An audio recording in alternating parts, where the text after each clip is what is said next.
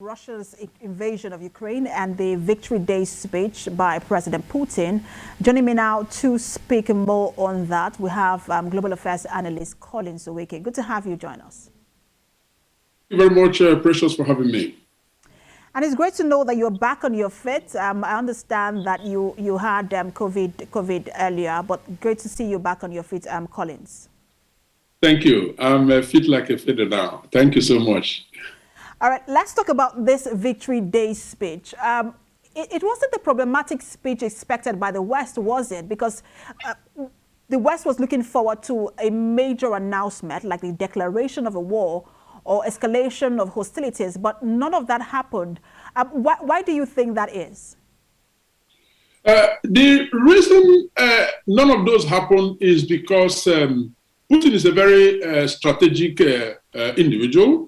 I think his major concern is that of ensuring that he doesn't act in any way that will send the wrong signal to the Russian people. Now, let's understand one thing, and that is the fact that the Russians and the Ukrainians are actually brothers and sisters. I mean, you can call them cousins. That is the farthest you can go. So they share quite a lot in common, both in history and so on and so forth. And the ordinary Russian is actually very much in tune with the Ukrainian. And that is why President Putin has, from the onset, tried very much to actually conceal the fact that he is actually invading and wanting to take over Ukraine, and not necessarily telling them, the Russian people, the actual reason that he's doing that. Now, don't forget, he hasn't called this a war. He has called it up until this time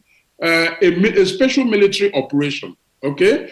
And so declaring war as the West expected, which I personally found a bit of an exaggeration or maybe a bit of a panic, was something that, watchers of Russia wouldn't, believe that Putin could do, because that will actually backfire. And so, you see, he continues actually to ensure that the press is gagged. The national media of Russia is such that they tell only the story that he wants out there, continuing to keep these people in the dark. And so that is exactly the same strategy that he put forth in this victory speech of today. But again, don't forget that he remained defiant. I mean, there was no any element of remorse in what he said. He remained defiant, but he didn't go as far as, people suspected he was going to go.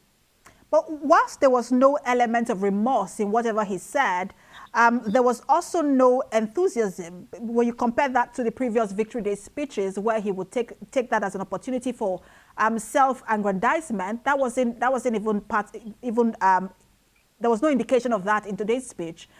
He did admit that Russia has suffered some losses, but he did not give details. Do you think that all of this is perhaps, it shows the contrast between show and substance, which is show of what we think that the Russian military is, and substance of what we've seen them deliver in Ukraine?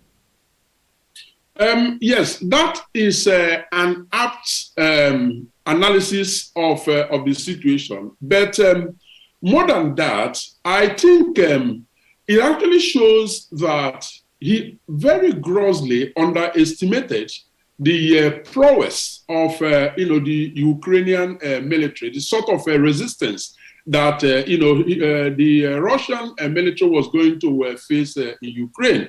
As a matter of fact, himself and his military advisors may have simply assumed that there was going to be an easy walkover, the like of what we saw, at the last stages of the Afghan war, where the president took to his heels, and the Afghan army were simply surrendering and down in tools. Now, in Ukraine, it was different, but it shouldn't surprise anybody, because the Ukrainian president made it very clear that Ukrainians were going to be shooting from any window at all. So which means that, the underestimation did them down. And at this moment, they appear, Russia appears to be running out of option, but Putin is not one to underestimate.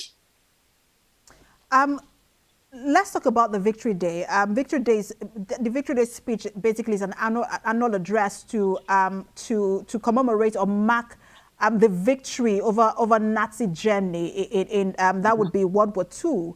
Do you think that that's why perhaps there have been that rhetoric coming from Russia in terms of Nazism in Ukraine, and that was just to whip up national sentiment in support of the war? Well, yes. Putin has had the ambition of running over Ukraine right from the very beginning. I think if there is one person in the room who hasn't fully accepted the fact that the Soviet Union had disintegrated, Russia remains a force to be reckoned with in the Commonwealth of Independent States, the conglomerate of the former Soviet Union. Yes, they remain a force to be reckoned with. But Ukraine is not one of the babies in the room either. Now, Russia under Putin has, undermined that fact and, want to continue to kind of control Ukraine right from the Kremlin. So any reason to do that, any excuse at all to do that is something he will grab. And the Nazism, claim by him actually is part of that playbook. Yes, nobody is doubting the fact or contesting the fact that Russia played a major role in the liberation of Europe from Nazi. But as a matter of fact, I think there are ample opportunities to move forward in different directions. And don't forget, yes, they are praised actually for the liberation and the fact that they gave it all up and retreated back while the Western Alliance actually stayed, with their forces to keep watch over what was going. But Putin appears to regret that and wants to set back the hands of the clock. And just before, which is Sunday, before today's victory speech, leaders of the Group of Seven committed to an end on dependency or to dependency on Russian oil. We also saw that the UK government did pledge, did issue sanctions of about $1.7 billion pounds, I think that is. What do you think that, where do you think that, how do you think this ends? What do you think that Putin, where do you think Putin goes from here? Putin is walking a very, very tight rope. We should not forget either that Putin has his own ammunitions. I mean, in terms of economic ammunitions, of course, with all the financial sanctions, beginning from the cutoff of SWIFT payment system, the ruble, the Russian ruble, had a nosedive. But very quickly, it started to show signs of recovery. So for every sanction, it appears that so far, Russia has managed to find a way to keep afloat. But it is just keeping afloat. He is getting more and more isolated.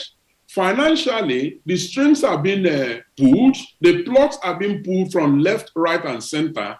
And indeed, like you mentioned, the cutoff of dependence on Russian energy is one of the last straws that is set to break the camel's back for Russia. But of course, Europe is doing it very, very carefully because the dependency was so very, very high that right now Germany, which was highly dependent on it, up to 40% for gas, is now saying that they are ready as of today actually to cut off because they have been able to find alternative sources of supply. Right. So that will leave Russia actually high and dry. So whilst he wasn't enthusiastic, he did not also signal an end to hostilities. So I guess there is more, there's just more that remains to be seen. We'll see how things play out. Thank you so much for talking to us global affairs analyst Collins Nweke. And good to know that you're back on your feet. My pleasure. Thank you so much for having me, Precious. Bye-bye for now.